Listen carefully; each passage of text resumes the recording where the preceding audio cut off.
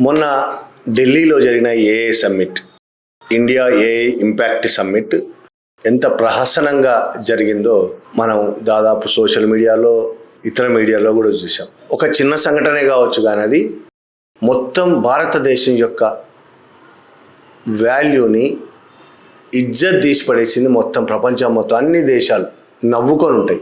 భారతదేశంలోనే చాలామంది నవ్వుకున్నారు. ఏంది ప్రభుత్వ వ్యవహారం, ప్రభుత్వ తీరు అనుకున్నారు. అంటే ఇది ఒక యూనివర్సిటీకి సంబంధించిన వ్యవహారంగా అందరూ చూసి ఉండొచ్చు, కానీ ఇది టోటల్గా ప్రభుత్వం నడిపిస్తున్న వాళ్ళ భావజాలానికి సంబంధించిన వ్యవహారం కూడా అని మనం అర్థం చేసుకోవాలి. గల్గోటియా యూనివర్సిటీ అనే ఒక యూనివర్సిటీ ఉంది ఉత్తరప్రదేశ్లో. అది బీజేపీ నాయకులందరికీ చాలా దగ్గర యూనివర్సిటీ. దగ్గర అంటే ఏదో ప్లేస్ దగ్గర ఉందని కాదు. దాని వైస్ ఛాన్సలర్ సునీల్ గల్గోటియా, దాని ఛాన్సలర్ సునీల్ గల్గోటియా బీజేపీ నాయకులకు చాలా దగ్గర. ఎంత దగ్గర అంటే ఆయనను, వాళ్ళ సీఈఓను కూడా ప్రధానమంత్రి అయిన తర్వాత మోడీ ప్రత్యేకంగా ఆయన ప్రమాణ స్వీకారానికి ఆహ్వానించాడు. అంత దగ్గరవాడు. మామూలు వాళ్ళు ఎవరిని ప్రత్యేకంగా ఆహ్వానించడం జరగదు.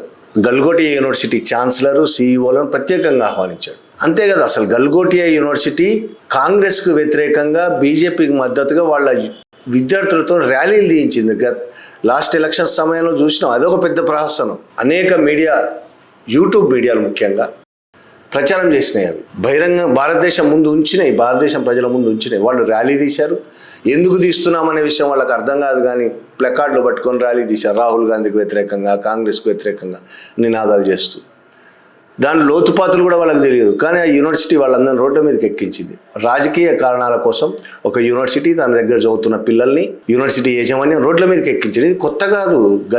గల్గోటియా యూనివర్సిటీ ముందు నుంచి ఒకవైపు తను లాభాలు సంపాదించుకోవడం, దానికోసం లోటుపాట్లను కప్పి పెట్టుకోవడం కోసం బీజేపీతో దగ్గరగా ఉండడం. ఇది మొదటి నుంచి అనేక ప్రైవేట్ యూనివర్సిటీలు ఇదే పని చేస్తున్నాయి. గల్గోటియా యూనివర్సిటీ కూడా అదే పని చేసింది. అయితే దాని పీక్ స్థాయి మొన్న ఏఐ సమ్మిట్లో బయటపడింది.